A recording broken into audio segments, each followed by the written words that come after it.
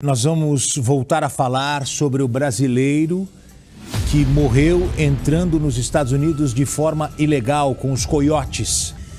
Que esse rapaz, Diogo, ele sonhava tanto em morar nos Estados Unidos que depois que ele teve o terceiro visto negado, ele colocou na cabeça que entraria de forma ilegal, atravessando a fronteira, correndo riscos de morrer.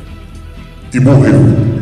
A história da imigração ilegal para os Estados Unidos é uma saga épica que tem seduzido as pessoas por décadas. Dentre os grupos que se aventuram a atravessar a fronteira rumo ao norte, estão muitos imigrantes brasileiros, iludidos pelo cinema e por influencers do YouTube, em busca de melhores oportunidades e uma vida mais estável, no grande país das oportunidades. Entretanto, essa jornada para o desconhecido é tudo menos fácil. A travessia é marcada por perigos e incertezas, desde a caminhada árdua pelo deserto até a captura pelas autoridades americanas. Uma vez presos, as famílias aguardam a decisão de seu destino por até 20 dias em centros de detenção, com condições no mínimo questionáveis.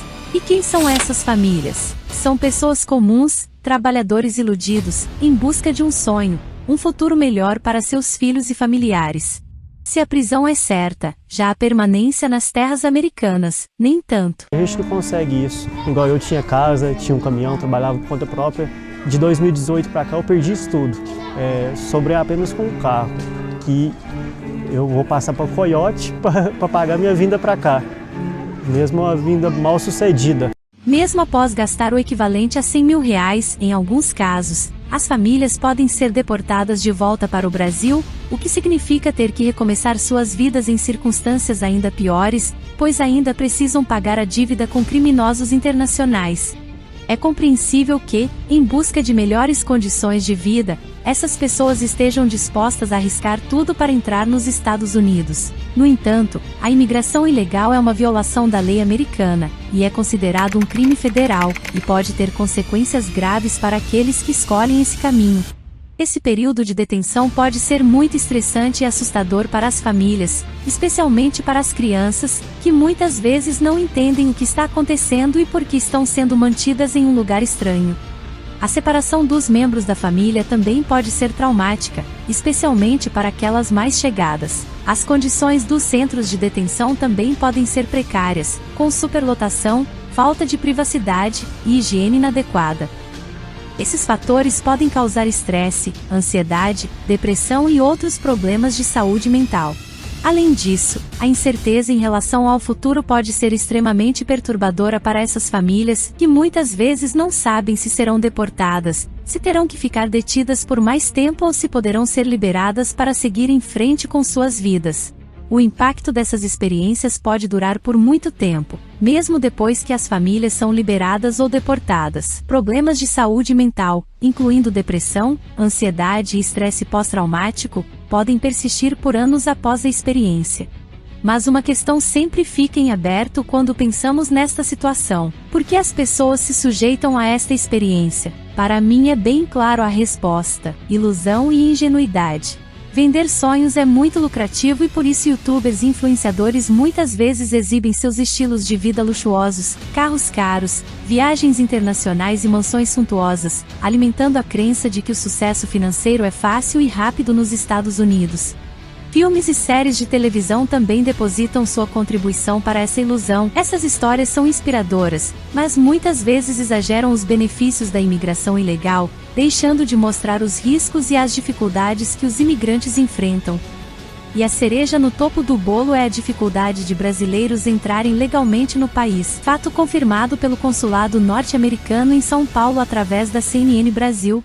De turista em São Paulo, a fila de espera para entrevista no consulado americano já passa de 500 dias. Para além do tempo de espera para seu agendamento, existe um conjunto de leis e burocracias que precisam ser atendidas antes que seu visto seja aprovado. Uma das principais razões para essa dificuldade é o alto nível de burocracia envolvido no processo de solicitação de visto. O requerente deve preencher vários formulários, fornecer documentos comprovando renda, emprego, vínculos familiares e outros detalhes pessoais. Além disso, os requerentes devem passar por uma entrevista em um consulado ou embaixada americana, onde são questionados sobre seus planos de viagem, objetivos e intenções nos Estados Unidos. Para você tirar o visto americano, você tem que levar uma porrada de documento, uma porrada de papel dentro de uma pasta para comprovar os seus vínculos que você tem no Brasil, seja faculdade, trabalho, casa, carro. Além disso, as políticas de imigração dos Estados Unidos têm se tornado mais restritivas nos últimos anos, o que torna ainda mais difícil para os brasileiros obterem vistos de entrada. Em 2020, por exemplo, o governo Trump suspendeu temporariamente a emissão de vistos para trabalhadores temporários, incluindo aqueles em áreas como tecnologia, saúde e agricultura, que muitos brasileiros buscam. E recentemente um projeto de lei chamado Anti-Imigração Ilegal, na Flórida, já foi para votação. Este projeto consiste em um pacote de leis que criminalizam várias questões da vida cotidiana para imigrantes nos Estados Unidos. Conforme a gente já vinha falando sobre esse projeto, né, que agora vai virar lei, né? Era um projeto de lei que agora vai virar lei no estado da Flórida. É a lei anti-imigração ilegal, um pacote de reformas onde criminaliza várias questões envolvendo, por exemplo, o transporte de imigrantes indocumentados no estado. Em resumo, a dificuldade de entrada legal nos Estados Unidos é uma realidade desafiadora, com políticas de imigração cada vez mais restritivas e um processo de solicitação de visto complexo e demorado. Muitos brasileiros se veem limitados em suas oportunidades e procuram pela única alternativa a isso: entrar como um criminoso federal. Para fazer essa entrada existem duas rotas principais: pelo México, num percurso terrestre, e através do mar, trajeto por Cuba, com destino à Flórida. Neste ponto se dividem em dois grupos de pessoas que vão entrar em solo americano: as famílias e os ditos solteiros, ou pessoas sem filhos. Por que entra em família? Isso é orientação do Coyote também, tá? Se você tem criança, tá, menor de 18 anos, o que acontece? A lei americana não permite que crianças fiquem presas por mais de 20 dias. O que tem que fazer? Vamos soltar a criança. A criança consegue ficar sozinha nos Estados Unidos esperando asilo? Não. Então a gente tem que soltar a família, que são os pais. Quando o solteiro ele tenta fazer a rota pelo Caicai, se ele consegue liberdade, ele é um milagre da imigração. Porque solteiros que se entregam na fronteira dificilmente conseguem ser liberados. Este detalhe faz total diferença para a forma que as pessoas serão tratadas pelas autoridades americanas, e por isso existe tanta diferença na maneira em que cada grupo vai entrar lá, se diferenciando em rotas, tempo de travessia e até mesmo os riscos incluídos, que no melhor dos casos você vai se tornar um preso voluntário. No primeiro grupo temos as famílias, que vão entrar através dos chamados Caicai. O Caicai é uma expressão que se refere à jornada dos imigrantes que atravessam a fronteira entre México e Estados Unidos. Segundo a lenda, o termo surgiu porque, ao cruzarem a fronteira, os imigrantes passam por duas fases: cai na mão da polícia e cai para os Estados Unidos.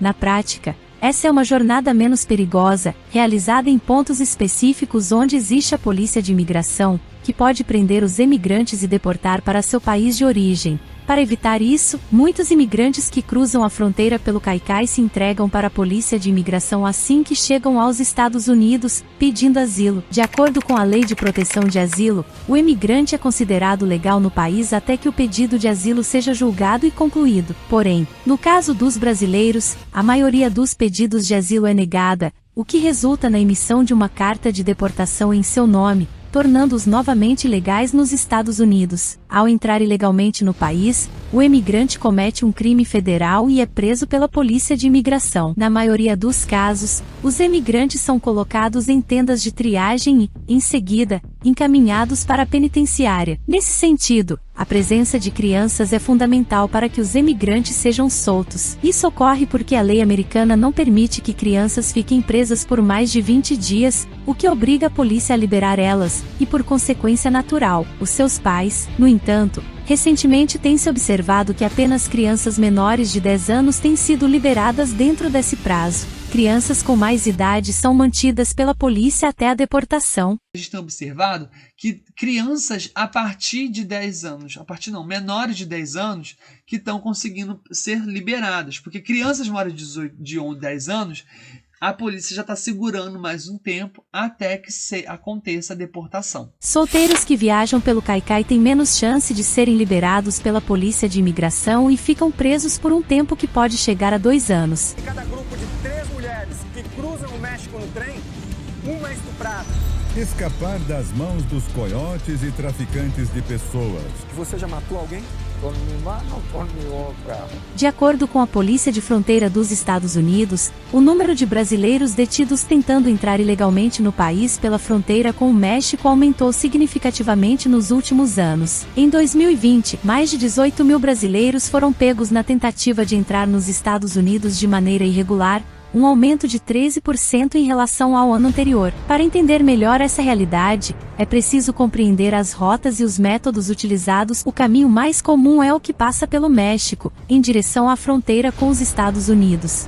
Os brasileiros geralmente chegam ao México por avião, com visto de turista, e depois seguem em direção à fronteira. A jornada é feita por terra, em ônibus, caminhões ou mesmo a pé, e pode levar semanas. Ao longo do caminho, os migrantes enfrentam uma série de riscos, como violência, exploração e abuso sexual. Muitos são presos e deportados pelas autoridades mexicanas antes mesmo de chegar à fronteira dos Estados Unidos. Em parceria à Polícia de Imigração Americana, o governo mexicano vem criando medidas para combater este problema. Uma destas medidas é a exigência de visto para os brasileiros entrarem no país, e por conta do grande volume de pedidos, as filas de espera para conseguir esse documento podem ser muito grandes e demoradas. Já por outro lado, há relatos de que os coiotes têm contatos dentro das agências governamentais que facilitam todo o trâmite burocrático. Tienes medo? Não, não, de nada. Por quê? Porque sou protegido. Por quem? Por la lei. Você está protegido pela lei? Porque você paga.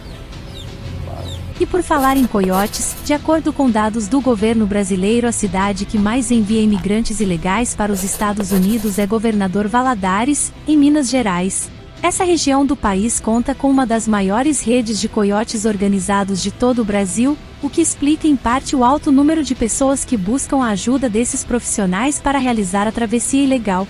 Já os valores dessa travessia variam entre os dois grupos. O coiote cobra em média de 20 a 30 mil dólares por família, quando entram pelo Caicai, e o mesmo valor por pessoa, na entrada pelo deserto. E de fato este valor torna a imigração ilegal para os Estados Unidos inacessível para muitas pessoas. Muitos vendem carro, casa e tudo que puderem, apenas para ter uma chance de ser preso. O que leva a um outro problema, que é o endividamento junto a criminosos internacionais, que muitas vezes estão ligados a cartéis mexicanos perigosíssimos. Um dos principais problemas que os Estados Unidos enfrentam em suas fronteiras é a superlotação de pedidos de asilo para pessoas que não possuem esse direito, interferindo diretamente com imigrantes que de fato precisam desta ajuda. Não é incomum ver até mesmo vereadores brasileiros buscando entrada para os Estados Unidos através dos Caicai, pessoas que possuem uma vida relativamente confortável no Brasil, mas que foram iludidos pelo sonho americano através de youtubers e influencers que monetizaram em cima de falsas esperanças, algo que já comentei anteriormente no vídeo sobre a realidade de morar nos Estados Unidos, que vai estar aparecendo aqui no card acima na sua tela neste momento. Eu acredito que um investimento significativo, como o necessário para viajar ilegalmente para os Estados Unidos, não deve ser desperdiçado dessa forma. Com uma quantia equivalente a R$100 mil, é possível transformar a situação financeira de uma pessoa para melhor, desde que ela tenha conhecimento e dedicação para isso. Entretanto, compreendo que muitas vezes ir para os Estados Unidos é um sonho para algumas pessoas, e que esse sonho pode não ter preço. No entanto, vale a pena considerar-se o esforço e o risco de ser preso, junto com a família, por 20 dias e viver como imigrante legal na América realmente valem a pena. Se você conhece alguém que está considerando essa opção, ajude a tomar uma decisão consciente e informada, compartilhando este vídeo. Não deixe que youtubers que vendem sonhos iludam a essa pessoa.